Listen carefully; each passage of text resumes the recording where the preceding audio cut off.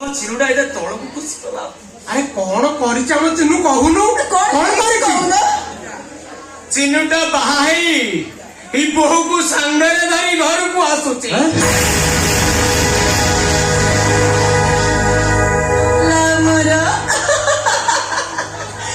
ଆଜ୍ଞା ତମେ ଏଇ କଥା ପାଇଁ ଏମିତି ହୋଇ ପଡୁଛ? ଆଜିକାଲି ସମାଜରେ ପୁଅ ଝିଅ ମାନେ ନିଜ ନିଜ ପସନ୍ଦର ବାହା ହଉଛନ୍ତି, ଠିକ ସେମିତି ଆମ ଚିନୁଟା ନିଜ ପସନ୍ଦର ବାହା ହେଇଛି। ଏଥିରେ ଅସୁବିଧା କଣ?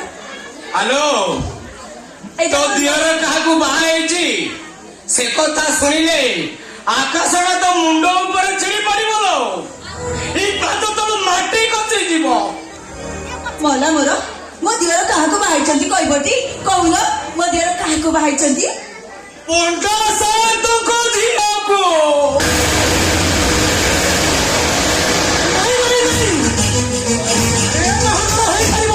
ଏ ଚଳିତା, ଆରେ ଯା ଯା ଯା, ଆରେ ତାଙ୍କ ଦ୍ୱାରା ତାଙ୍କୁ ଫେରାଇ ଦେ ରେ। ଏ ବାହାଘର ସମ୍ଭବ ନୁହେଁ, ସମ୍ଭବ ନୁହେଁ ଏ ବାହାଘର ହେଇଛି। କାହିଁକି ସମ୍ଭବ ନୁହଁ?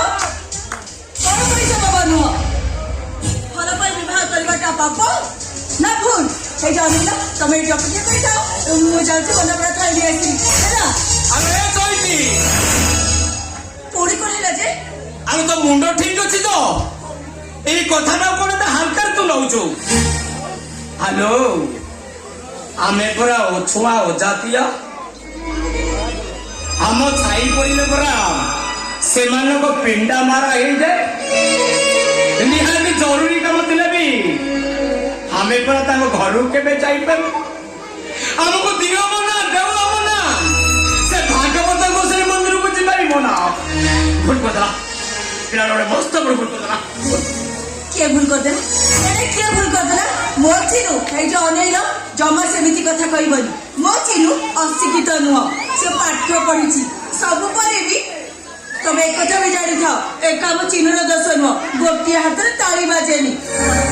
ଝିଅ ଆଉ ଆମ ଚିନୁ ଦି ଜଣ ଯାକ ବିବାହ କରିବା ପାଇଁ ନିଷ୍ପତ୍ତି ନେଇଥିବେ, ସେଇଥିପାଇଁ ବାହା ହେଇଥିବେ। ଆରେ ମା, ବ୍ରାହ୍ମଣ କନ୍ୟାକୁ ବୋହୂ କଲେ ଆମର ଅମଙ୍ଗଳ ହବ। କଣ ହବ?